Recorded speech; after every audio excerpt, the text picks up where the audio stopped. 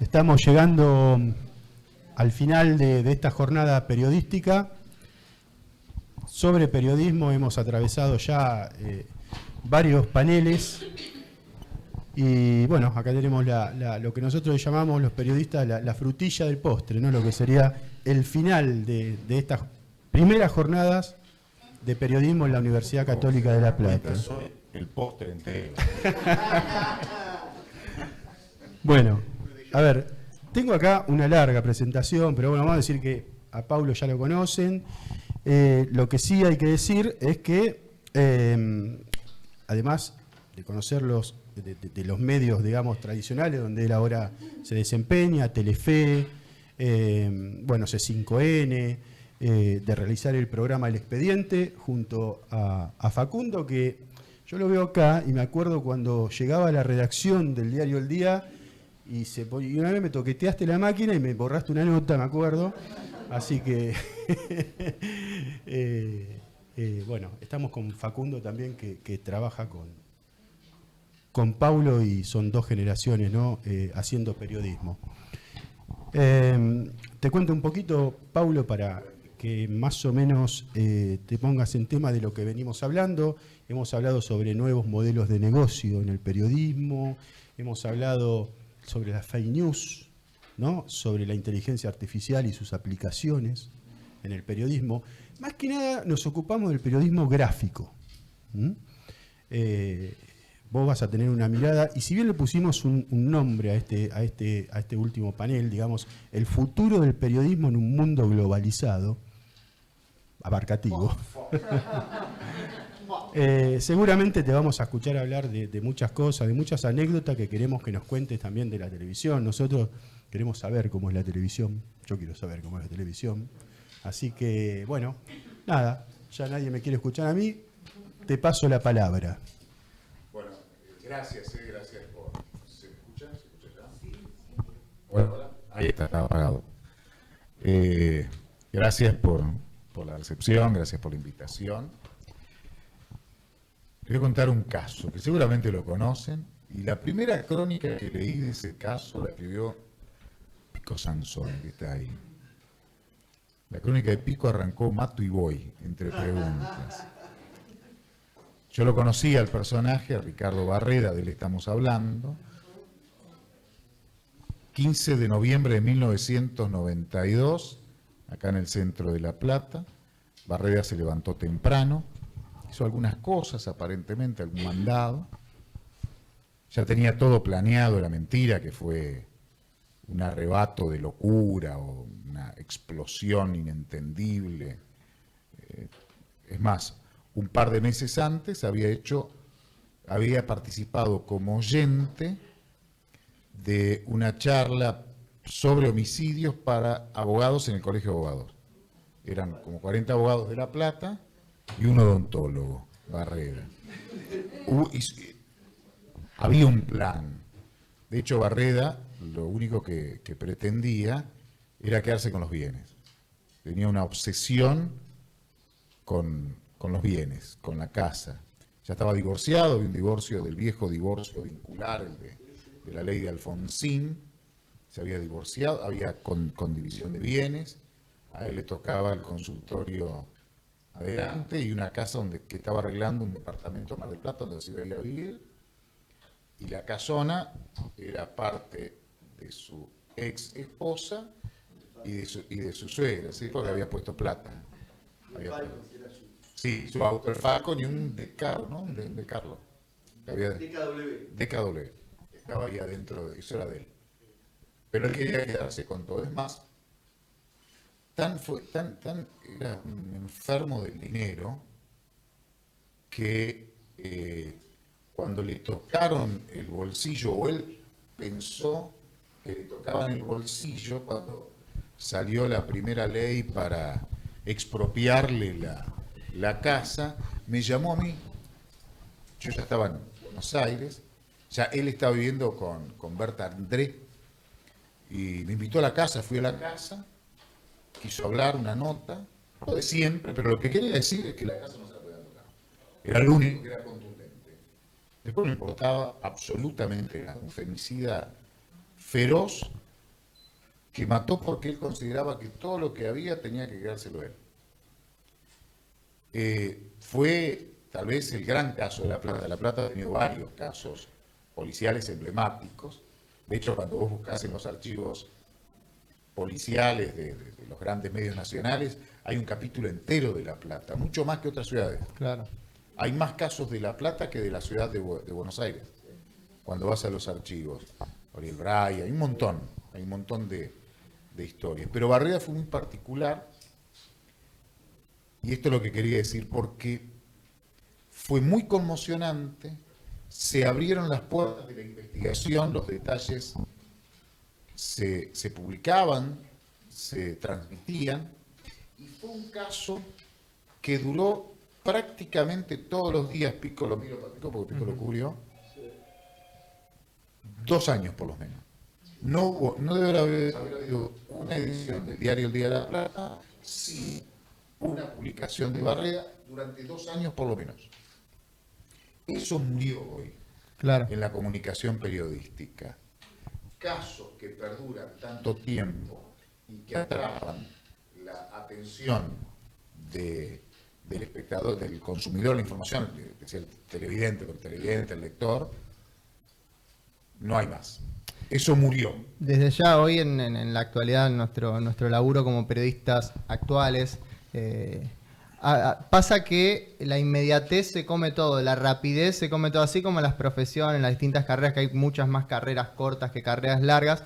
Con las noticias pasa lo mismo. Nosotros le vamos a contar claramente desde nuestra experiencia particular. Por ejemplo, nosotros tenemos un programa que hacemos los viernes que es El Expediente. En El Expediente tratamos de tocar los temas más resonantes de la semana, si se quiere. En la semana vamos charlando entre nosotros, vemos un tema el lunes, el martes, el miércoles, un tema que nos parece interesante y que por ahí va a pegar y va a ser interesante y la gente va a estar queriendo saber un poco más, queriendo saber quizás el lado B. Nosotros tratamos de darle una investigación o una mirada un poquito más técnica, más al detalle, al dedillo de lo que pasa, y que por ahí un caso que pasó el lunes, el martes o el miércoles ya desapareció. Hoy vivimos en un mundo de mucha inmediatez, mucha rapidez, que la noticia corre y que los casos, las primicias, duran prácticamente nada. E incluso veníamos charlando hoy en el auto, que él en algún momento con su gran dupla de ese entonces, durante varios años, que es Mauro Zeta, él estaba enfrentado, le tocaba a él estar en C5N y a Mauro estaba en TN, ¿no? Uh-huh. En TN y Canal 13. Y ellos estaban todo el tiempo disputándose a ver quién tiraba la noticia primero, quién tiraba la primicia. Y eso hoy prácticamente quedó en desuso. Él utilizó una palabra que también quedó en desuso, pero rápido. Son cambios rapidísimos. Primicia.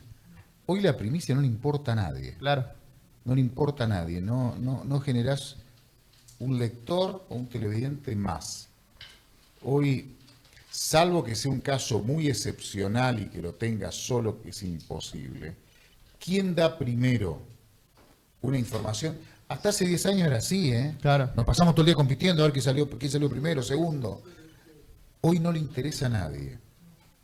Es otra forma de comunicar, pero muy rápido se vino el cambio, que nos cambió las primicias, también la forma de comunicar.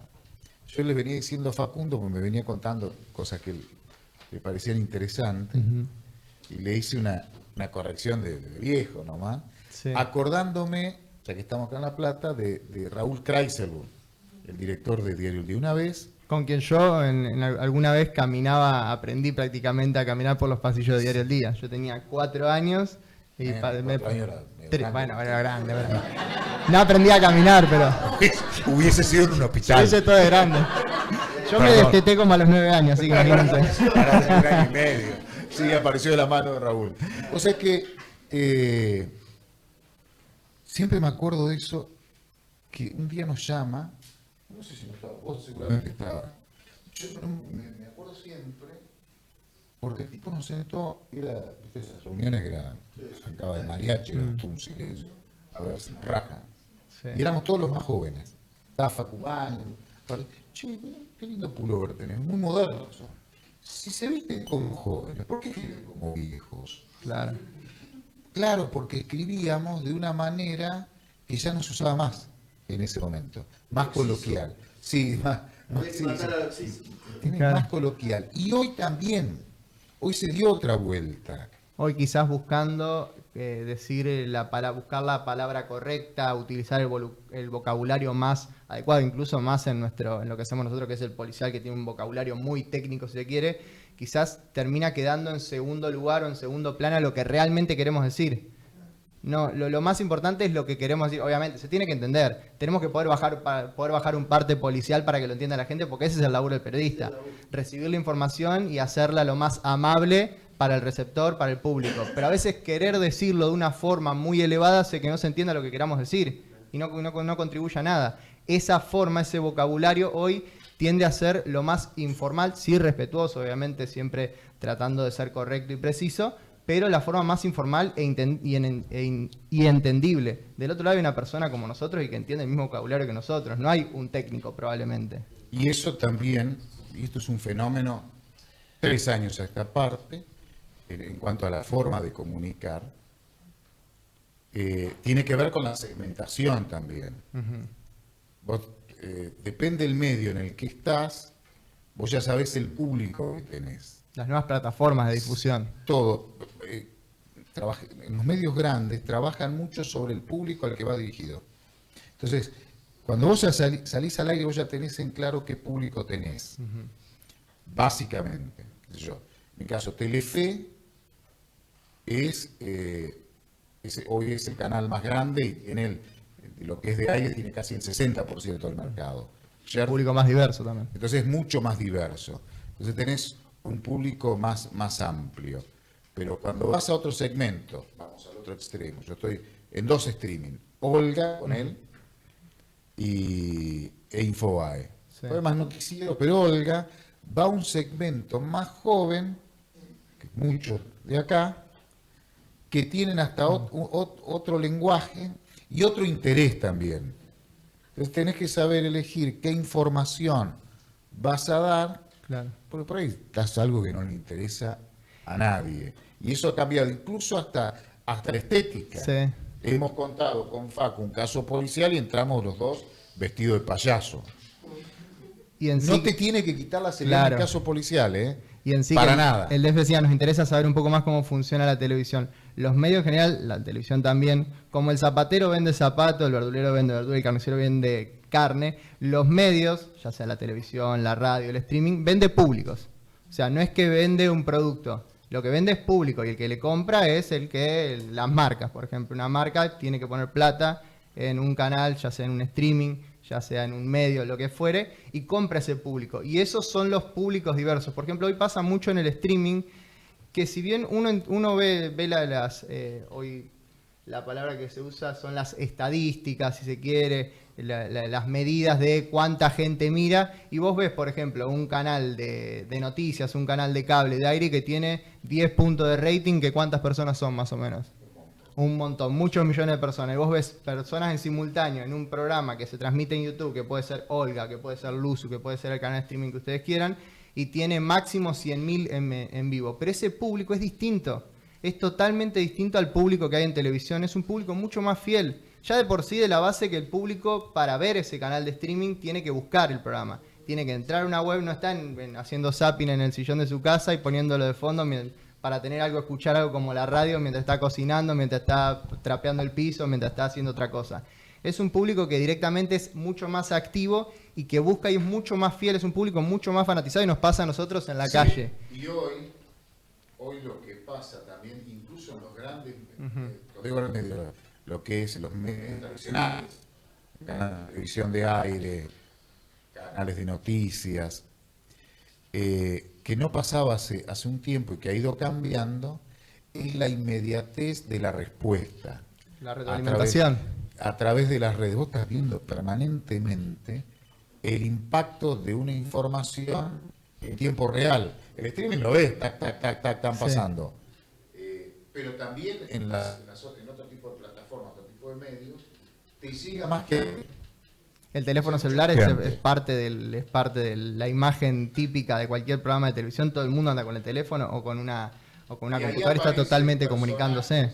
Ahí aparecen personajes hasta hasta hace nada desconocido y que hoy tiene una impronta, un poder importante, por ejemplo, haters. Bueno, los haters, acá lo hablo desde pibe, por ahí él ya tiene un montón más de experiencia y quizás hay cosas que a él le resbalan mucho más. A mí me afectaba al principio, es algo que cuesta. El primer escalón o el primer eslabón que hay que pasar, si se quiere, la primera situación difícil que hay que pasar es poder lidiar con los haters. El hater generalmente está y aparece para odiar, probablemente una persona que es un resentido, que tiene algún otro problema en la vida y canaliza por ahí su enojo con la persona que tiene adelante. El hater no va a ser más que odiar, o sea, la palabra hater, la traducción directa es odiador, y me parece que es el primer obstáculo que hay que superar para poder crecer como periodista. Ustedes que quizás en un futuro sean periodistas, es el hater. Que hace policiales con aritos. A mí me decía mucho lo de los aritos, por ejemplo. Valgo menos como periodista porque uso aritos. Y sí, y hoy también el periodismo funciona así. Hoy ves, por ejemplo, en Gelatina, Pedro Rosenblatt no se pone un traje ni loco. Anda siempre de remera y jogging casi. Hoy es distinto. Claro, tal cual. Con arito, ¿qué sabes? ¿Y qué tiene que ver? Claro. Y también lo que genera el intercambio, y esto estamos hablando de la parte periodística, ¿no? de la profesión en sí, es mucho dato que te pueden llevar al error. Siempre hay que tener en cuenta que algo que te llega por las redes sociales es solo un dato, categoría chisme. Sí, claramente, Sí. es un chisme que puede ser cierto o puede ser un disparate. Para que sea una noticia tiene que pasar por el filtro de un periodista. Nos pasa ahora que, por ejemplo, en el volumen de información y en el volumen y en la multiplicidad de medios, tenés que ir confiando en otras personas que te van haciendo los filtros. Y ahí es donde pueden ocurrir los problemas. En mi caso, yo te arranco por ahí, una mañana en Olga, 5 cuadras, Georgina, es otro programa de la Barbarosa de Telefe, que se hace en cuartos, en lugar con otro tipo de producción. Rajo en auto, voy a la sede de Telefe, Martínez, en donde se hace noticiero a la gente. Otros productores que ya llegan, vos la noticia la vas actualizando, las dos grandes noticias policiales las vas manejando. Claro. Las otras no.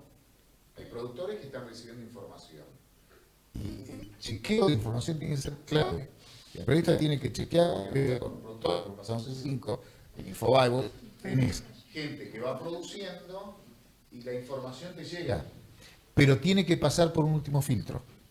Porque es ahí donde ocurren los errores. Y las redes sociales tienen mucho que ver también, ¿no? Claro, sí, bueno, la participación ciudadana hoy es mucho mayor. Si quiere, eso ya más de tu época, si se quiere, no te estoy diciendo viejo. Pero antes, probablemente el único... Yo he ido a cubrir a Olmos sin ningún tipo de comunicación porque había llamado un vecino y decían que había un motín. Íbamos con un remisero, con el fotógrafo, llegábamos y ahí avisábamos por un teléfono público a la redacción si había un motín o no. Hoy no tenés que moverte, ya cuando arrancó el primer humo ya tenés 64 fotos, Bueno, 240 informaciones y 3 millones de opiniones. Bueno, un caso muy claro de esto, que es un caso histórico de la historia grande del periodismo argentino, del periodismo policial sobre todo, es Gustavo Germán González, siempre se me mezclan los nombres, GGG, uno de los grandes padres del periodismo policial, década del 20, escribía en el diario La Crítica y firmaba con el GGG. Entonces hubo un crimen de un concejal, habían matado a un concejal de Vicente López. En un principio se decía que había sido una especie de asalto porque había sido baleado, tenía varios disparos y dijeron, bueno, fue un asalto. Después encontraron que observando la habitación no había restos de sangre como si los disparos hubiesen sido dados en vida, porque es distinto si lo dan en vida que en muerte, bueno, detalles. Entonces empezaron a evaluar otras hipótesis. No son Empezaron- detalles porque hay chicos que estudian criminalística. Bueno, Ojo, no, bueno, pero que los den ellos los detalles. Yo le consulto a ellos. Yo soy periodista, no soy Los criminalista. periodistas de policiales no somos criminalistas. No, desde ya. Ni tampoco abogados. A mí me sacan sangre y me desmayo. Ni tampoco abogados. Siempre lo cuento y es cierto. No voy a ir a una autopsia. Hablaré con ustedes, que me pasen los datos y Claro. leeré el expediente, que es otra cosa. Bueno, el criminalista sabe que una herida en vida no es lo mismo que una herida en muerte, porque una herida en vida sangre y una herida en muerte no sangre. Bueno, esas diferencias son algunas de las que aparentemente habían detectado, entonces hicieron un par de autopsias. Una la hicieron acá en la Universidad de La Plata. La hicieron y en esas detectaron que había un químico, que había un resto de una droga que era el cianuro. Dijeron, tenía cianuro, entonces lo mataron antes de dispararle. Fue un crimen previo. Los disparos era para simular un hecho de inseguridad que le habían robado. Movieron todo, tiraron cosas por toda la casa para simular que alguien había ingresado y había buscado plata y demás. Y cuando encontraron el cianuro dijeron, no, entonces hay que buscar por otro lado. Pudo haber sido la mujer. Fueron por la mujer, esa autopsia era claramente contundente. Pero tiempo después dijeron, no, esta autopsia está contaminada. La prueba no se hizo el seguimiento correcto de la prueba, no se protegió de forma correcta la prueba y le van a hacer una nueva autopsia. Todos los diarios de la época, el diario de Crítica, diario de Crónica, todos los diarios que habían en ese entonces seguían con lujo de detalles el caso. Hubo un periodista, Gustavo Germán González, que para tener la primicia tenía un contacto y fue hasta la autopsia, se vistió de médico legista, se vistió de uno de los que participan de la autopsia, se metió en la autopsia, vio el resultado de la autopsia no, decía que no tenía cianuro y al día siguiente, con la poca inmediatez que había en ese entonces de la información, salieron todas las tapas de los diarios, todos los diarios decían se realizó la autopsia de forma correcta y en el diario La Crítica decía no hay cianuro. Tenía la primicia, jejeje, pero que tuvo que ir hasta el lugar para tener ese dato. Hoy probablemente eso no podría ser porque con un mensajito se acaba. Sí. A los chicos, si hay chicos de criminalística que les interesa el tema, tienen que hacerlo medio en forma institucional porque no es abierto al público, Sí, pero es público. ¿Fuiste conmigo, sabes? sí. El Museo Un miedo de medio. la Policía Federal Argentina es impresionante. No sé si alguno lo conoce. Háganlo. Tienen que hacerlo con un profe institucional. Está buenísimo. Calle México está, me parece. El microcentro Calle México. Me parece que no, un poquito más acá, pero bueno, por ahí. Cerca de Corrientes. Está en el centro. Si vos con México, son padres que están ahí. Pero bueno. Entonces no es Calle México. Estacionamos en Calle México. Está en el centro y ahí está la historia de todos los delitos y las modalidades delictivas de la República Argentina. Pero hay 200 años de historia criminalística Tremenda. De la Policía Federal. Incluso las armas que usaban, los elementos que se usaban, los tipos de delitos, las estafas. Las primeras estafas son historias de los buenísimas. grandes policías y de los grandes delincuentes. Incluso está, Hay una parte científica, una parte que ya es un poco más. Que entramos también, pero es más cómo para. arrancó la científica de la Policía Federal. Incluso está en depósito judicial el blindex con el cajón de Creo que eso no se podía contar. Sí, pero bueno. Pero contalo, no importa. Sí, el ámbito Somos académico, poquitos. sí. Somos poquitos. Donde robaron las manos de Perón, ese ¿Qué queda cajón acá? que tenía un blindex, el blindex roto, agarrotazo. Está ahí. Son como Está en 8 o 9 depósito- blindex, todos rotos a garrotazo. Está en depósito judicial, pero si te dejan en lo puedes ver y es muy interesante para los que le interesa la temática. También lo que ha cambiado mucho es la tecnología en cuanto a la investigación criminal.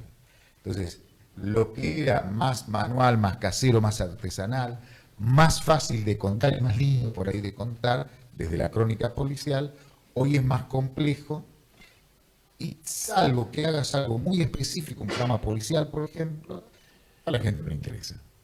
Claro. Es más directa la información. Hoy lo que interesa, ya volviendo al ámbito periodístico, al relato periodístico, yendo al policial, son las historias. Ujú.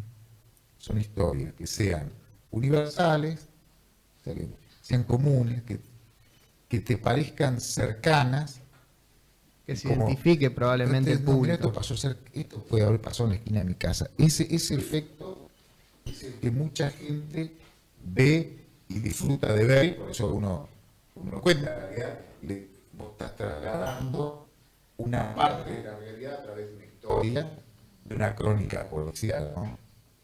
Bueno, y otro de los actores, más un poquito ya la última parte de lo que influye en el nuevo periodismo es, obviamente, ya lo contaron anteriormente, lo que es la inteligencia artificial y la llegada para quedarse, en definitiva, de la tecnología. Hoy, como profesionales, como periodistas profesionales, no nos queda otra que ayornarnos.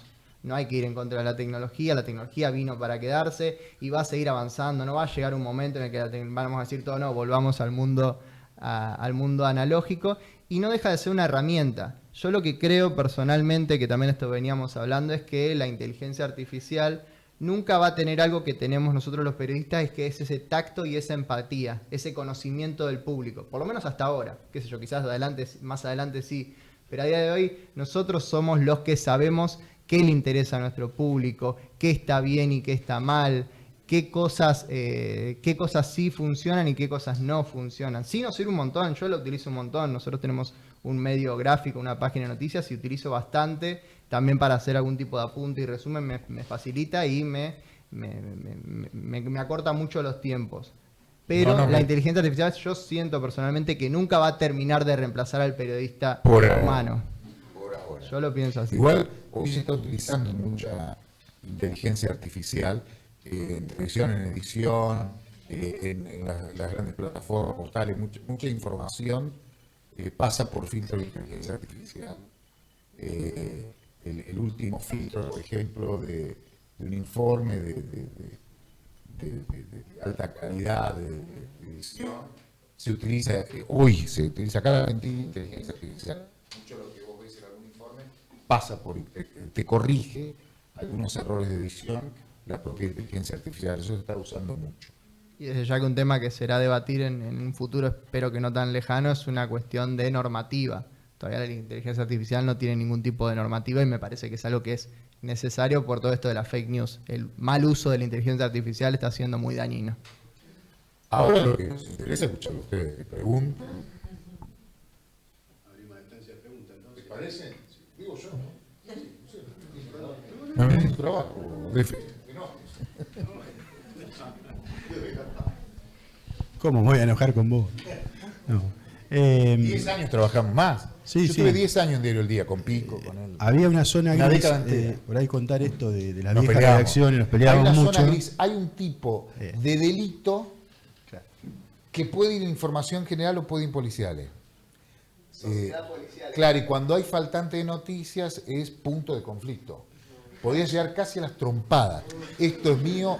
O cuando es un tema que llevaba mucha elaboración, esto es tuyo. Sí. Ninguno lo quería agarrar. Claro. Sí, o al revés, cuando nos sobraban noticias, llévalo vos. Llévalo vos. No lo quiero. Para no quedarte más tiempo. O lo fúnebre. Bueno, eso era la vieja redacción. La vieja ¿no? redacción, eso cambió mucho. No, hay una faceta de Paulo que quizás muchos no conozcan. Él hizo teatro también, ¿no? Sí, claro. Hizo teatro. Hicimos teatro, en realidad charlas en teatro con Mauro Zeta y después he hecho también otro tipo de teatro. Claro, pero en ese El año pasado con, ¿cómo es? Hablemos sin saber, hice el Movistar Arena, no lo pueden creer. Yo tampoco, y estaba lleno. Bien, y había muchos casos en esas obras de teatro que charlabas y bueno, nos quedamos con el de Barreda, que fue con el que empezaste. Claro. Pero me gustaría que cuentes algún otro. Hay uno de acá de La Plata, particularmente creo que fue, no sé si la década del 20, que vos titulaste algo así como Empanadas Humanas, algo así. No, es una nota de Pico, que yo se la reciclé. Se la virlé. No, pero es década del 60, en el 60. 61. Jarjalik. El griego Jarjalik. Sí, ese caso fue, no me acuerdo la fecha exacta, en calle 1, he pasado varias veces y busco el numeral exacto. Pues es que ese lugar no está más. Vieron que sobre calle 1, a la altura de la estación, hay casas viejas locales. hay algunos que lo han tirado. Ese no está más. Ahí se había instalado un viejo comerciante con su familia, tipo había enviudado y después murió él, le quedaron dos hijas y un hijo varón, y una que era la encargada local, las criaba a los hijos, pero eran chiquitos. Y se casa una de ellas, la mayor, con el griego Jarjalí. Fue así. Y un día mató al cuñado. Y se lo llevó en 2 o 3 viajes, no quiero entrar en detalles, en 2 o 3 viajes en bolsos a otro griego que vivía en el dique, que lo terminó denunciando. Y ahí lo agarraron a este tipo y faltaba. Y es ahí donde se construyó, es un mito, se construyó el mito que el tipo regalaba empanadas. Y las vendía e incluso estaba muy generoso y regalaba empanadas. Eso lo escribió el gran Gabriel Báñez, el padre Facu que estuvo hoy. Escribió y agregó, y estaban buenas. Fue un gran escritor, una cosa maravillosa. Pero ahí pesaba más el escritor que el periodista, me parece, no es así. Esa es la historia de Carcari. Casos y casos. Sí. Bueno, La Plata tiene muchos casos, por eso una de las grandes ciudades, la ciudad de los grandes casos, ¿no? Bien, hay que decir que él es entrerriano, ¿no? De Gualeguay. Gualeguay. Vos te viniste de Gualeguay para estar acá, ¿sí? Sí, los dos Así Gualeguay. que bueno, vamos a abrir la instancia Dale. de preguntas. Bien, vamos a la instancia de preguntas. Dale, vamos. Volviendo a esto de cómo se elige una noticia para ponerla, por ejemplo, en televisión. ¿En qué se basa el periodista para elegir, bueno, esta va a televisión, esta va a diario, esta va... O no sale. Claro, tienes una historia universal. Lo que es televisión tenés que verlo. La historia es hermosa, no tenés nada, salvo algo de muy alto impacto, tenés que verlo. Si no lo ves, no tenés nada. Mira, la historia es buenísima, entró por acá, se fue por allá. ¿Qué muestro? Si no tenés que tener algo para verlo. Generalmente es una historia que sea universal. Cuando digo universal es que lo sientas cercano en cualquier lado que lo mires. Un medio nacional como Telefe te miran en toda Argentina, Uruguay, Paraguay, Bolivia, Chile, te miran Miami, en Israel. Entonces, vos vas a todos esos mercados. Pero pasa por ahí el tema. Lo que pasa es que también hay mucho de artesanal en ese momento, en la elección. Y tiene que ver si el noticiero ese día funciona o no funciona. Como decía Facu, ofrece públicos la televisión. Yo tengo público. Y hay un comerciante que va a poner un producto para ese público. Vos tenés que mantener ese público y te exigen mantener ese público. La última elección es muy artesanal. Hay un productor que es el que piensa, un director de noticias, que dice es esto, vamos por acá. Y por ahí te equivocás, ¿no? Por ejemplo, con el streaming también pasa eso, que por ahí hay muchos canales de streaming y muchas distintas líneas de los canales de streaming. Algunos son un poquito más serios, otros son un poquito más... La mayoría son más distendidos. Convengamos que la mayoría son más distendidos, hay mucha joda en los canales de streaming, todos lo vemos. Ahí en la elección del caso me pasa mucho a mí, que yo soy muy fanático de los casos asesinos en serio, que mataron a 50. Esos casos no sirven. No sirven porque por ahí el televidente, el que está del otro lado, quiere un caso un poco más divertido, más arriba. Yo les pasaba los casos a los productores y me decían, che, ¿no tenés un caso un poco más arriba? Siempre me pasaba lo mismo. Y por ahí llevaba un caso, no sé, claro, 64 puñaladas sin contar la que entraban por el mismo agujero, no.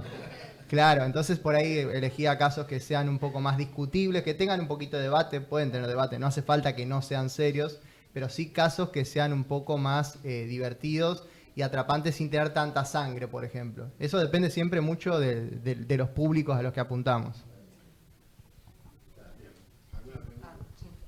Ay, hola. Yo tengo dos preguntas en realidad. Cuando estaban hablando del tema de la primicia, justamente en lo que serían los casos policiales, por ejemplo, si tendría que hablar un caso policial últimamente que revolvió mucho lo que fue en la cuestión a nivel morbosidad, por ejemplo, el crimen de Villa Crespo, justamente.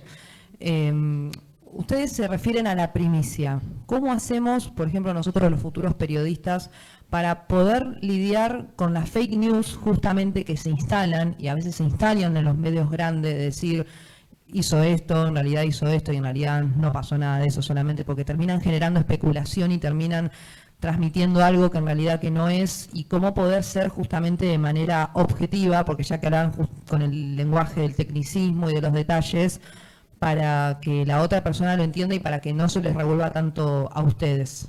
Espero que Sí. se haya entendido. No, pusiste un ejemplo muy específico, es un tema de salud mental, hay que ser muy claros ahí, porque del otro lado hay muchísima gente con problemas o familiares de gente con problemas de salud mental y no es una generalidad que ocurra, entonces hay que informarlo con mucha precisión. Lo que hay que tener es fuentes, básicamente fuentes, y buenas fuentes. Se construyen con el tiempo. Cuando sos más viejo y te conocen de nombre, llamo al juez, me va a atender, por lo general. Quizás sos nueva, no sabes quién sos, no te va a atender, pero hay que ir trabajando en eso para que no te quedes con el parte policial, que va a tener errores porque hay una primera información, una primera impronta, un primer datito que le envía al comisario, el policía que está ahí, eso sale en formato parte, y si te quedas con eso como que es la verdad, ahí te vas a equivocar. Pero hay que trabajar mucho la fuente. La gráfica, en mi caso, la gráfica fue una gran escuela. Todos los días hacíamos recorridas, llamábamos por teléfono, comisaría, ya sabía quiénes eran, lo conocías por nombre, lo mismo con la fiscalía, con las comisarías, con los juzgados. Es mucho trabajo de preproducción para lograr una cierta estructura de fuentes que te permita tener buena información, ¿no? Sí, también me parece que es muy importante en estos casos que tienen particularidades como el tema de la salud mental, dejar que hablen los que saben. No tenés por qué saber de todo, no tenés por qué saber de salud mental, no tenés por qué ser el más instruido. Si no sabes, podés decir tranquilamente, no lo sé. No hace falta que digas, sí lo sé, o tratar de inventar una teoría. Y entrevistar a alguien que sí lo sepa. Entrevistar a un psiquiatra, un psicólogo, y que lo diga, que salga de la boca de alguien que estudió y que sabe lo que está diciendo, no decirlo vos. Me parece. Bien, bueno, yo tengo una pregunta. Así como acá en La Plata el caso de Barrera fue un caso emblemático desde lo policial, me voy a Entre Ríos, aprovechando que soy de allá, Sí. para consultar por qué creen, o si lo creen, que el caso Nair Galarza resonó como resonó en los medios, ¿no? Claro. ¿Cuáles son los condimentos que tiene esa historia para que muchos espectadores o haya captado la atención de mucha gente o horas de noticiero, ¿no? Claro. Acá hay seguramente algún estudiante de Derecho, ¿sí? Y que de esta facultad, una chica que vos ves, porque tú estás estudiando, en una facultad privada parecida a esta, la UCU es similar a la Universidad de Concepción del Uruguay, es bastante parecida a lo que veo acá. Yo estudié ahí, por eso en la UCU, locución y periodismo. Que una chica que termina el secundario, empieza a estudiar Derecho, un día se le ocurra agarrar un arma, engañar al exnovio o novio, llevarlo a una calle oscura, acribillarlo a tiros, regresar, dejar el arma de su papá policía donde estaba, acostarse a dormir y levantarse y desayunar con la mamá para ir al gimnasio como lo iba a hacer normalmente, eso en sí te invita, si te gustan los casos policiales, a mirar qué hay acá. Y tiene todos esos ingredientes de una novela. De hecho, se hizo una película y se han escrito varios libros, porque a gran parte de la sociedad le interesa ver y tratar de encontrarle un porqué a lo que no tiene una explicación. No es muy fácil explicar por qué una chica hizo lo que hizo. Por eso tuvo ese nivel de espectacularidad. Quizás el porqué tenés que escucharlo a algún psiquiatra forense, algún psicólogo forense, que intervinieron en el caso que te pueden explicar algunos tipos muy atípicos de comportamientos criminales, ¿no? Sí, después tiene la mujer más joven es ser condenada a perpetua, etcétera, etcétera. A ver, agrego una cosita entonces en función de la respuesta, la coartada de Nair, planteando que fue el padre. 4 coartadas tiró. Yo me acuerdo, ahora no tengo los detalles, se me van los detalles precisos. Ella, la primera declaración cuando la van a buscar, va y declara ante el fiscal diciendo que había estado novio en la casa y había ido. Pero ojo, el amigo vende drogas, el tío no sé qué, el chico fumaba marihuana, no sé, empezó a tirar sospechas sobre la víctima y el entorno. Ese mismo día a la noche, cuando no cerraba nada, se sentó ante el fiscal y le dijo, sí, fui yo. No tuvo nada que ver mis viejos, mi hijo no sabía nada, fui yo. Y el fiscal le preguntó, ¿vos sabés usar armas? Sí, sí. A ver, el policía, ¿le alcanza el arma? Sí, así, la corredera, se carga, le explicó cómo se usa el arma. Y ella dijo, fui yo sola. Y ahí terminó. Después en el juicio declara que fue ella en una actitud de pseudo-defensa, que el violento era él, que le había pegado, que le había amenazado, que él se había puesto el arma a cintura, que le había llevado a recorrer la ciudad y que en un momento ella saca el arma y se le escapa un tiro. Y ahí se cae. Y cuando se para al lado, se le escapa un segundo tiro. Fueron 2 tiros que se le escaparon. Uno le pegó en la espalda y el segundo lo remató por el peritaje contundente. El chico de frente implorándole prácticamente lo ejecuta en la cara. Y de última, ya condenada, pero no fue directamente ella, lo hizo a través del equipo de abogados. No fui yo, fui mi papá. Qué sé yo. Pero no es algo atípico. A lo largo de los años, cómo van cambiando ¿Y eso que podría haber sido un proceso de abogado, una cosa como para decir, como si fuera abogado? Sí, por ahí porque le dijeron se puede abrir, por ahí tenía la expectativa de que le dieran una pena, no la perpetua, sino un 20 años. Hoy tiene 35 años y no va a salir antes. Ya la pena está firme, son 35 años, son un homicidio agravado, no hay mucho para discutir. Pero tiene que ver con alguien que está en cana y empieza a cambiar el relato, ¿no? Pero cuando ella reconoce primero miente y después se sienta, fui yo, no tiene nada que ver ello, yo le agarré el arma, lo tiré, y el fiscal le pregunta, ¿pero vos sabés usar un arma? Sí, ¿cómo? Y está grabado cómo ella arma el arma, cómo ella lo manipula, le explica cómo tira, hace todo. Hola, yo quiero hacer Hola. 2 preguntas, una ¿Cómo personal y otra ¿Cómo sobre no? un caso. Primero, ¿por qué se dedican al género policial? Si fue por un mentor, por vocación, por algún caso que les impactó y a partir de ahí empezaron. ¿Te digo la verdad? Sí. La verdad. Por Porque me razones mandaron. económicas. Porque me mandaron. Yo entré en un diario en Concepción del Uruguay, ya trabajaba de periodista. A mí me gustaba internacionales. Ajá. Me encantaba, porque era una forma de viajar, conocer lugares leyendo. Yo leía internacionales. Y llego a un diario en Concepción del Uruguay, me mandaron a hacer policiales. Me senté a hacer policiales. Lo único que tenía con la policía es cuando yo tenía 12 años, me habían metido en cana por jugar con bombitas fuera del horario de carnaval. Era mi única relación con la cana, preso. Y me mandó a ser policial y me encantó. Me gusta, porque te permite contar las mayores miserias y grandezas de la gente a través de una historia. Y eso me gustó mucho. Y él supongo porque es el hijo de un periodista policial. Sí, o sea que lo que dice Pablo, por ahí a Pico le pasa. Que te pasa eso en las redacciones. Claro, pasa mucho. Vos entras con una idea y terminás con otra. Yo entraba con deporte y me dijeron, no, usted hace interés general. Vos sos Ignacio. Sí, obvio que te va ayudando, pero a mí me pasó también que desde muy chiquito lo mamé, entonces fue como que directamente fue una decisión que se impuso sola. Yo recuerdo que cuando él estaba en Diario El Día, yo le ayudaba a hacer las páginas, no sé cómo hacer la estructura de las páginas. Me acuerdo de una chica que había chocado en una moto y yo me acuerdo haber hecho la edición, el título, como yo ya desde muy chiquito lo mamé y ya fue como que en la sangre lo tengo.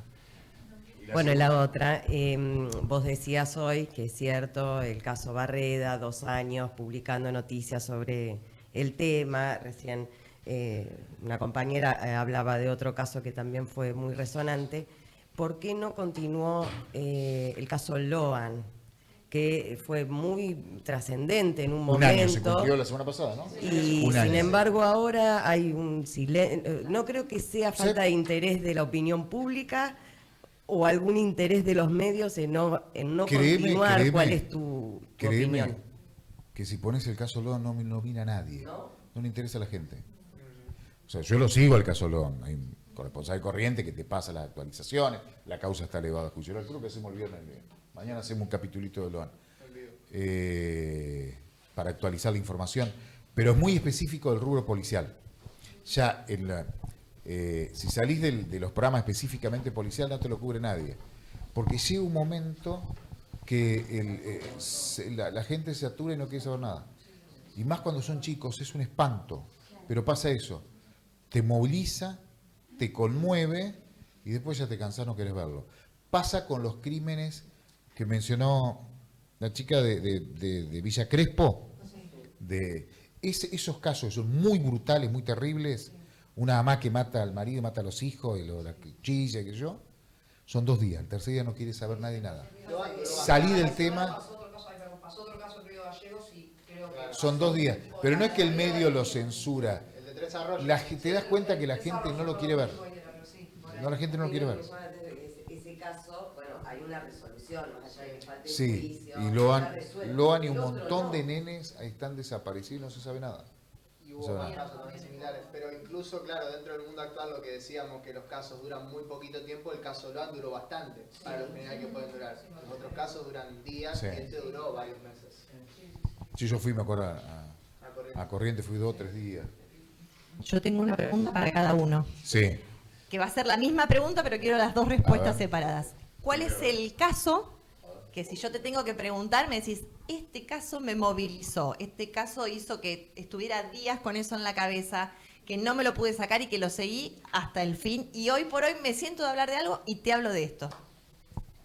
A mí me gustan los casos antiguos, me gusta ponerle Petit Orejudo, Robledo Puig, tengo mucho fanatismo por esos casos, esas mentes criminales que realmente no las podés comprender y tengo al detalle cuántos crímenes fueron, cuáles fueron sus cómplices, dónde mató a cada uno, quiénes fueron las víctimas. Sobre todo Robledo Puig, por ejemplo, es un caso que me parece muy interesante. No sé. A mí los casos que cubrí, o sea, me gusta mucho, igual que lo que es la historia criminal, tengo un montón de casos viejos, de otros siglos, pero los que me gustan, y estoy siempre volviendo a los casos que cubrí porque también forma parte de mi historia periodística. Belsunce. Yo estuve en la casa, yo estuve en el lugar, la bañadera, los grifos, lo toqué.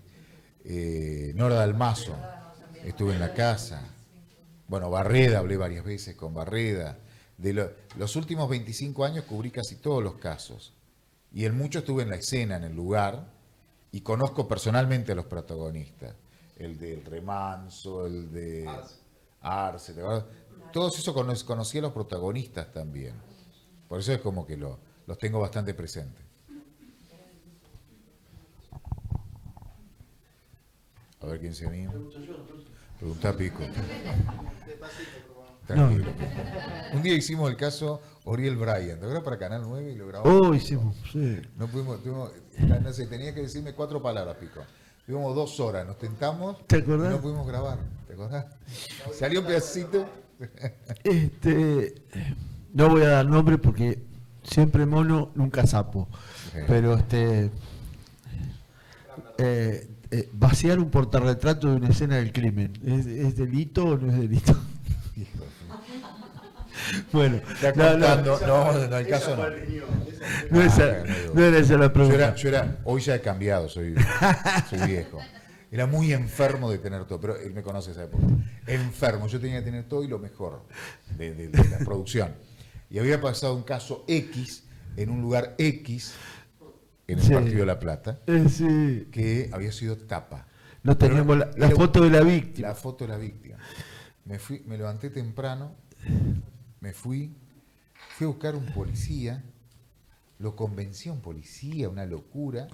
La casa estaba precintada, Sí. abrió el precinto, nos metimos a la casa y le sacamos las fotos del portarretrato. Y al otro día en el diario la foto de la señora en cuestión en la tapa. Pero lo bueno, hay que decirlo más, Se lo bueno sacaron, también, se me después hubo forma de volver a la casa y devolver la foto. No, No sabía. No Sí, fue un- no es que nos quedamos con la foto. No, no. Me llevé la foto al diario, Claro. le sacamos foto y fuimos Claro. y la pusimos de vuelta al portarretrato. Claro. No, yo Qué les iba, horror lo que hemos les visto. iba a preguntar No eso. se hace eso, no. Sí. Esos horribles delitos. Desde hace un Prescribió. tiempo, sí, desde hace un tiempo resulta, digamos, políticamente incorrecto hablar de crímenes pasionales. Son femicidios. Y en algún momento algunos especialistas han hablado de crímenes de la pasión y también han vuelto atrás con eso. Y han hablado de crímenes de la obsesión. Digo, ¿qué les parece? ¿Por qué tienen tanto atractivo los crímenes, los femicidios sobre todo, que tienen una directa vinculación con la infidelidad? ¿Qué es lo que genera tanto interés?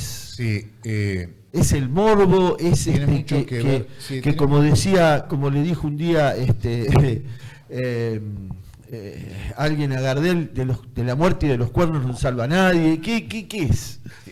a ver, tiene mucho que ver con mitos urbanos y con ese tipo de creencias más populares.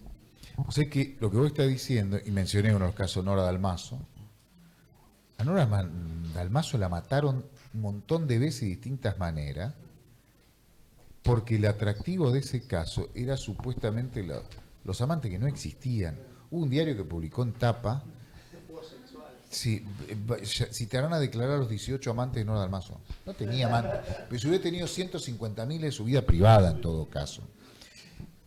En ese caso se investigó tan mal, con un preconcepto, que lo primero que se analizó es una muerte accidental en medio de un juego sexual. Y entraron todos a la escena. De hecho, tuvieron que descontaminar la escena porque hasta el cura entró. Sí, fue tremendo. Ahora, creo que había 22 contaminaciones familiares, todo. Cuando hacen la autopsia, era un crimen. Fue estrangulada. Cuando es un crimen, amantes. Y amantes, pero era una cosa que investigaban la vida privada de una víctima, sin buscar al asesino. Amantes, el juego de la olla, que era como que en una olla cada uno ponía sus llaves, era como un intercambio de pareja, swinger, al que le tocaba, todo mentira. Y repito, si hubiese sido verdad, la vida privada de las personas. Así se investigó ese caso con ese componente, que cuando se descubrió la verdad fue hace unos meses.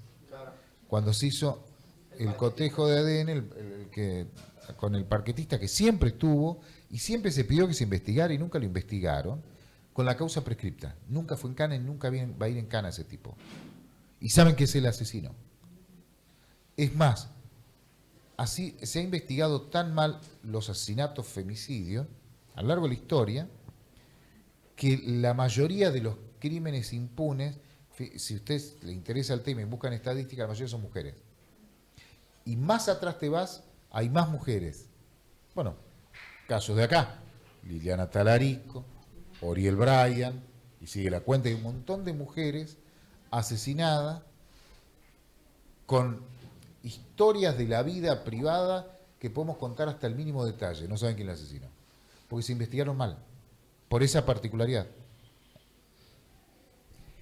Bueno, Facu, Paulo, muchas gracias por venir. Mi Gracias. pregunta era la siguiente. Para ustedes, si es individual, mejor la contestación. Para ustedes, ¿el Código Penal argentino debería ser actualizado? ¿Deberían hacer alguna modificación? Más que nada, Paulo, después de tantos casos, muchas gracias.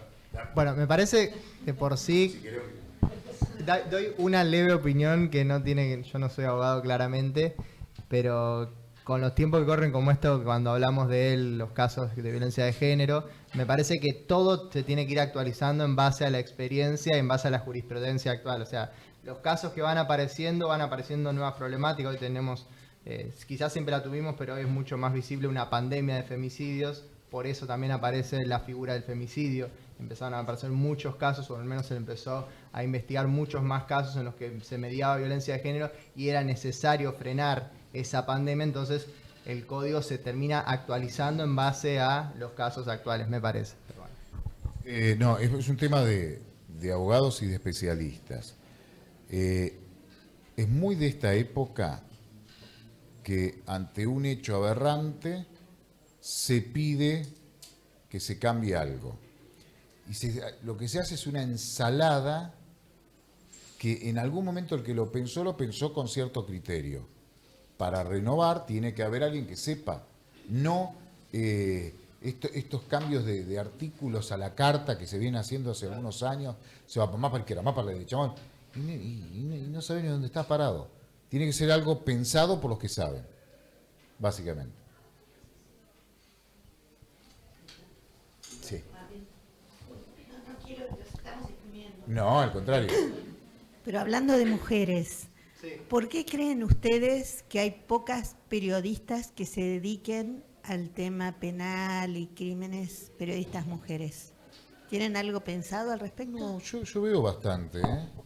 Por ahí, qué sé yo, la fealdad de este periodista y algunos más hace que nos identifican más a nosotros. Pero hay buenas... María Elena Ripeta, por ejemplo, que de acá de Citibel, está en Crónica, es muy buena. Virginia Messi es brillante, es muy buena. Es muy buena, de Clarín. No, hay buenas periodistas. Por ahí da la casualidad que los que estamos en un par de canales son más hombres y nos identifican más a nosotros, pero hay muy buenas periodistas. Y son tan malas como nosotros. He visto a mujeres festejar un crimen, porque no tenía nada. Vamos. Eso pasa en redacción. Che, mataron a un... Vamos, no tenía nada.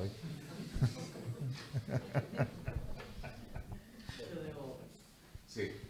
Bueno, un poco personal y profesional, ¿cómo es trabajar juntos, padre e hijo, y cómo articulan, ¿no? La forma de periodismo tradicional, digital, actualidad, cómo llegan a un ida y vuelta o se enriquecen mutuamente? Sí, en mi caso un placer trabajar con mi hijo, hacer un programa con Facundo. Además, a mí me sirve mucho porque tengo otra perspectiva que yo no tengo. La visión de él es muy distinta a la mía y charlamos, incluso cosas que no hacemos juntos. Yo mañana al noticiero al mediodía tengo un par de temas que lo presento yo solo, pero posiblemente lo charle con él o lo charlamos, che, viste que tal cosa, y él me tira, en la charla me tira una idea y creo por ahí es recíproco. A él no sé si le gusta tanto. Más o menos nomás. Porque te quiero taporreo. No, igual sí, me encanta laburar con mi viejo y la verdad que él, si bien es, para mí obviamente, además de ser mi viejo, es claramente uno de los mejores periodistas policiales que hay y que hubo en la Argentina. Tengo esa ventaja de tener una cercanía constante que cada vez que por ahí yo algo no sé le consulto y él siempre está dispuesto a contestarme y eso me ayuda un montón a crecer personalmente. Y también es cierto esto que siempre nos dicen, que está bueno, que por ahí yo tengo otro tipo de pregunta más juvenil. Por ahí a los entrevistados él pregunta desde un lado y yo pregunto desde otro lado más de pibe, y que me parece que nos complementamos y por eso lo hacemos. Si no, creo que no lo podríamos hacer. Yo tengo una más, pero también es personal, a los dos. ¿Cómo se hace cómo han hecho para sobrevivir y para salir adelante, como han salido adelante, en esa selva que queda al final de la autopista? Porque eso es una selva. Acá lidiamos con el segundo piso, con Chrysler, no hay fotógrafo, no hay auto, no hay viático para tal lado, pero ustedes están en la selva. ¿Cómo han hecho para sobrevivir y para triunfar? Porque es así, han triunfado. Bueno, esto creo que va a adherir a lo que yo digo, porque es algo que hablamos mucho y que nosotros mentalmente, nosotros somos de Entre Ríos, y nosotros mentalmente siempre estamos pensando que en Capital está nuestro laburo, nosotros laburamos en Capital y vivimos en Entre Ríos. Esa es nuestra mentalidad. Tratamos de ir, si podemos, todos los fines de semana, son 2 horas de viaje hasta Gualeguay, estamos en un toque. Entonces siempre tenemos ese aire de nuestra casa como para recargarnos de energía para volver al laburo, que es a la capital. Pero sí, a mí me costó mucho cuando me tuve que mudar, ya fue hace un montón, porque nunca había vivido en un lugar tan así, tan imponente. Claro, bueno, sí. Hay que adaptarse, hay que darse la antirrábica. No, en cuanto a los medios, me parece que no hay tanta diferencia. Son estructuras más grandes nomás. Una vez que te vas acostumbrando, es más o menos lo mismo. Yo no veo diferencia en medios y periodistas. Cualquier periodista de acá puede trabajar allá y cualquiera allá acá. Es más o menos lo mismo. Lo que cambia es el volumen, digamos, o la masividad. Pero nada más. Pero no hay otra forma de relacionarse, no hay otra... Yo no lo veo. Desde el punto de vista humano, desde lo personal. No, yo lo veo igual. A la competencia, pero acá también tenés competencia. Es lo mismo. Es un poquito más despersonalizado. ¿Qué sé yo? No sé. A mí me tienen miedo, en todo caso, nadie lo intentó. No, pero te vas acostumbrando al volumen, qué sé yo. Tenés un medio grande con un medio chico que te sale a la calle y te conocen, pero nada más. Después es exactamente lo mismo. Va, qué sé yo. Caminá con el año pasado, tuve una semana, hice un trabajo en Miami y uno en la calle me gritaba por una cosa de Olga, ¿viste? Hablemos sin saber. Yayo, me gritaba. Salvo esas cosas, pues es lo mismo. Es lo mismo. ¿Sí? Hay un botoncito para... Abajo. Está muteado ahí abajo. Hay un botón acá abajo del rojo. Están boicoteando la pregunta. No te quieren de censura. Igual te escucho, igual te escucho. Yo soy estudiante de criminalística y les queríamos consultar cómo te impactó el cuadro del caso de la Loma en 2011. Nosotros estudiamos el caso y queríamos tu opinión. El de la Loma, el de las 4 mujeres, sí, el cuádruple crimen. Fue impactante, horrible.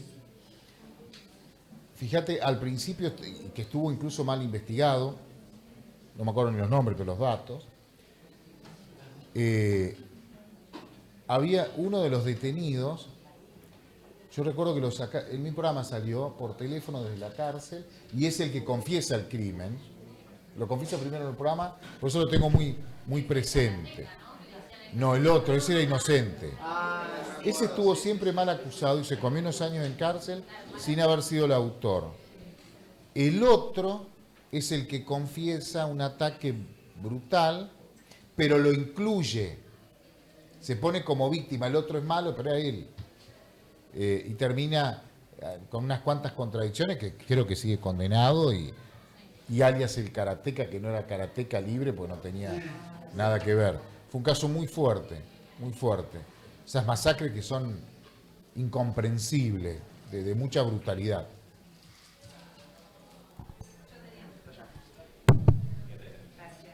Buenas tardes. Hola. Les hablo con Ahí sí. Bueno, ustedes trabajan en investigación, en procesos y todo el tiempo recabando información, ¿no es cierto? Que se entorpezca por algún motivo, ¿lo frustra y cómo lo trabajan?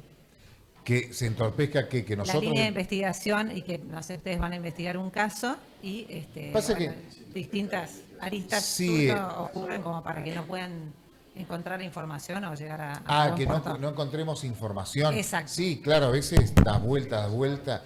Nosotros hacemos información, básicamente. La investigación la hace la policía, la hace la justicia. No somos nosotros, no investigamos. Pero sí, hay casos que no terminás de completar la información y no lo podés sacar al aire porque está incompleto. Eso es, bueno, como todo, ¿no? Bueno, tenés el 50%, te falta el otro 50%. Pero bueno, pasa y es a veces frustrante, ¿no? ¿Una pregunta más?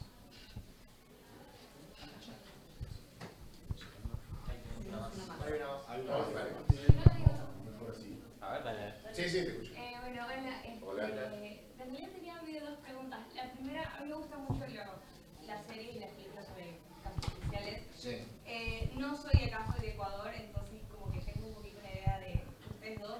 Primero, muchas gracias por todo lo que nos han dicho. Mi pregunta es más si en algún momento se han encontrado frente a un caso en el que capaz hayan tenido que decidir como no presentar la información. Sé que como periodistas lo que buscamos es informar, pero si alguna vez estuvieran en una situación de decir como que mejor no me meto en ese caso porque capaz puede estar en peligro yo como persona. Vos sabés que eso pasa, ahora por suerte no hay, hay mucho menos. Al principio de los 2000 era bastante común con los secuestros extorsivos. Poner una información antes de tiempo o informar sobre un secuestro podía poner en riesgo a la víctima. En un momento, cuando había muchos casos, yo ya estaba en televisión, se había hecho como una especie de acuerdo tácito entre los 4 o 5 periodistas policiales con distintos fiscales especializados en secuestro. Entonces sabíamos que había un secuestro, me acuerdo uno de Berazategui, después un chico de Ciudad Evita, sabía que había un secuestro, pero lo íbamos siguiendo y no se daba a difusión hasta que se consideraba que era oportuno. Generalmente esa decisión, en esos casos muy particulares, muy puntuales, se lo dejás al investigador, que hay un momento que dice, che, podés tirarlo ahora porque los teléfonos no se escucha nada, están muy callados, necesitamos que empiecen a hablar entre ellos. Entonces, ¿podés tirar la información? Dale, ahora sí. Pero siempre en ese tema es consultando al investigador porque está en riesgo la víctima, ¿no? El secuestrado. La otra pregunta era que, si era para los dos, como que, ¿qué has tomado de papá? Como que algún consejo del periodismo que hoy en día lo sigas usando, o algo que viste, o algo que él te dijo, y lo mismo para usted. Como que algo que haya aprendido de su hijo y que le sirva para poder seguir practicando la profesión. No, la pasión de él, cuando te volvés más grande te volvés menos pasional. Y él le pone muchas ganas, mucha pasión y eso me gusta mucho. No, yo creo que él lo que siempre dice es que hay que hacer... Hay que, obvio, además de intentar tener su facha y seguirlo en la parte estética, en la parte profesional, siempre él me dice que hay que ser lo más, si quiere, espontáneo y auténtico, no copiar a nadie, o sea, tratar de ser uno mismo. Yo con mis aritos, con mis rulitos y mantener ese estilo. O sea, tener mi propio estilo y mi propia impronta, que es lo que me va a destacar y va a ser mi diferencial en un futuro. Eso, a que haya aparecido con el torso desnudo en Olga, es mucho. ¿Guido? Sí, sí, te escucho.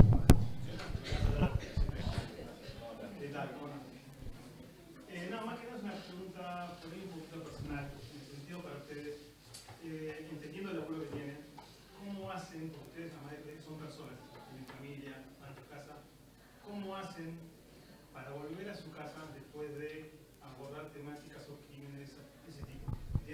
Sí, claramente. Claramente. Y te lo cuento, sí, siempre te preguntan eso y está bueno. Te lo respondo al revés. A lo largo de mi carrera me he cruzado con muchos periodistas policiales brillantes, que después los dejás de ver en la crónica policial, porque no toleraron o se comprometieron demasiado en un caso. Yo con mucho compromiso, eso lo hablo siempre con Facundo, mucho compromiso, con mucha seriedad, no es nuestro problema. La tenemos que tener muy en claro. Ahí soy muy profesional. Yo te cuento un caso, el más terrible. Lo con compromiso, con respeto, con todo lo que se necesita contar un caso. Termino de contarlo y es como cualquier otro laburo. Terminó. Eso podría sumar al consejo, uno de los consejos que me dio también. Si Salís. me afecta, salí de ahí. El día que me afecta, no puedes hacerlo. Claro, el día que te afecte un caso, no. Es el momento de dejar. ¿Pero eso lo aprendiste con los años? No, ¿O vos te lo impusiste desde el día que arrancaste? Todos los que hacemos policiales. Yo le contaba a Vale, yo laburé en la verdad enfrente de ustedes. Sí. Ajá. Sí. Hacíamos policiales y a veces hacíamos notas, que saqué la plata, el entrevistado llorando todo, y cortabas, hacías informativo y seguías, ¿viste? Claro. A la noche volvía a casa y digo, chao, hice una Claro, y tiene que ser necesariamente así. Tenés que tener muy en claro. Es el oficio. Es que vos no tenés que estar dentro de la historia, porque si no, te compromete con la historia. Sos protagonista vos. Vos tenés que contar desde afuera, siempre. Sí, pero se te da con naturalidad. Si eso no lo podés controlar, dejás la... Son los que hacen policial y termina siendo otro tipo de periodismo. Gracias. Nos quedó hablar por tu paso por Masterchef, pero será para... Soy un gran cocinero. Y él es chef además. Y él cocinó en Europa también. Él era mi entrenador. Bueno, casi puntuales, ¿no? Al equipo de prensa, perfecto, 6 y 5, habíamos dicho 18, son 18:05. Paulo, agradecerte nuevamente, toda la universidad. Nosotros estamos muy felices de que hayas estado acá y hayas dado esta charla, después también de muchas charlas muy interesantes. Yo quiero contar algo para cerrar, y después le vamos a dar un aplauso, fuerte aplauso. Yo me puse muy feliz cuando en el año 2012, 2013 aproximadamente, voy a Capital a tomar un café, que me invitaste a tomar un café, estuvimos un rato. Entonces estábamos sentados ahí y pasa un hombre, un hombre, viene con un papel y le dice a Paulo, ¿no me da un autógrafo? Eso fue algo que me dio una alegría tan grande, porque yo dije, pucha, este amigo triunfó. Vamos a darle un fuerte aplauso.